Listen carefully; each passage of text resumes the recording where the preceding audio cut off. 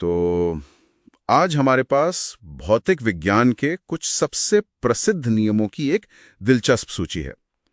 ये एक तरह से एक त्वरित मार्गदर्शिका जैसी है जो यांत्रिकी से लेकर आधुनिक भौतिकी तक सब कुछ कवर करती है। बिल्कुल। चलिए इसे खोलकर देखते हैं। हमारा मिशन है इन जटिल विचारों के सार को समझना। और यहाँ आकर्षक बात यह है कि ये नियम अलग अलग नहीं है, मतलब हाँ, बल्कि आपस में जुड़े हुए हैं। हम देखेंगे कि कैसे एक सरल विचार जैसे कि गति हमें ऊर्जा और फिर ब्रह्मांड की गहरी समझ की ओर ले जाता है। तो शुरुआत करते हैं यांत्रिकी से।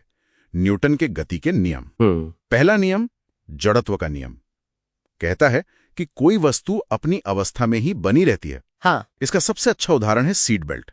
जब गाड़ी अचानक रुकती है तो हमारा शरीर वो आगे बढ़ता रहता है। और इसी से जुड़ा है तीसरा नियम, हर क्रिया की एक समान और विपरीत प्रतिक्रिया होती है। सही। ये सिर्फ एक कहावत नहीं है, यही सिद्धांत रॉकेट को अंतरिक्ष में भेजता है। अच्छा। गैसों को नीचे धकेलने की जो क्रिया है वो रॉकेट को ऊपर की ओर धकेलने की प्रतिक्रिया उत्पन्न करती है। अब ये वाकई दिलचस्प हो जाता है जब हम ऊष्मा गतिकी पर आते हैं, मतलब ऊर्जा का विज्ञान। हाँ। पहला नियम कहता है कि ऊर्जा को ना तो बनाया जा सकता है और ना ही नष्ट किया जा सकता है। हमारे इंजन जैसे काम करते हैं। लेकिन दूसरा नियम ज्यादा रहस्यमयी है। ये कहता है कि ऊष्मा अपने आप ठंडी वस्तु से गर्म वस्तु की ओर नहीं जा सकती। बिल्कुल। ये एंट्रोपी या अव्यवस्था के बढ़ने का विचार है। एंट्रोपी। हाँ, यही कारण है कि रेफ्रिजरेटर को काम करने के लिए ऊर्जा की आवश्यकता होती है। वो एक तरह से इस प्राकृतिक नियम के विरुद्ध काम कर रहा है ताकि अंदर ठंडक बनी रहे। अच्छा, मतलब वो प्रकृति के भाव के खिलाफ जा रहा है। सही कहा। ठीक है, अब एक बड़ी छलांग लगाते हैं आधुनिक भौतिकी पर। फोटो इलेक्ट्रिक प्रभाव। ये बहुत दिलचस्प है। जब प्रकाश धातु से टकराता है तो इलेक्ट्रॉन निकलते हैं। ये कोई मामूली बात नहीं है ना?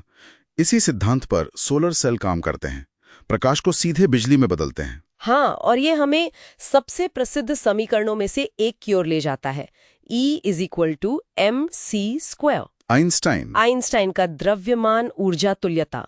अगर हम इसे बड़ी तस्वीर से जोड़ें तो ये बताता है कि पदार्थ और ऊर्जा मतलब वो एक ही सिक्के के दो पहलू हैं। और इसी से हमें न्यूक्लियर ऊर्जा मिलती है। बिल्कुल। तो इन सब का क्या मतलब है? ये नियम दिखाते हैं कि ब्रह्मांड कुछ मौलिक सिद्धांतों पर चलता है। हाँ। जो एक प्रेशर कुकर, एक लेंस और सूर्य को ऊर्जा देने वाली प्रक्रिया में भी देखे जा सकते हैं। और ये एक बहुत महत्वपूर्ण सवाल खड़ा करता है। क्या? हमने उन नियमों की बात की जो हमें निश्चितता देते हैं, लेकिन हाइजेनबर्ग का अनिश्चितता सिद्धांत कहता है कि हम कभी भी किसी कण की स्थिति और संवेग को एक साथ पूरी सटीकता से नहीं जान सकते। तो सोचने वाली बात यह है, क्या ब्रह्मांड अंततः पूर्वानुमानित है या इसकी नींव में ही एक अंतर्निहित एक तरह की अनिश्चितता है?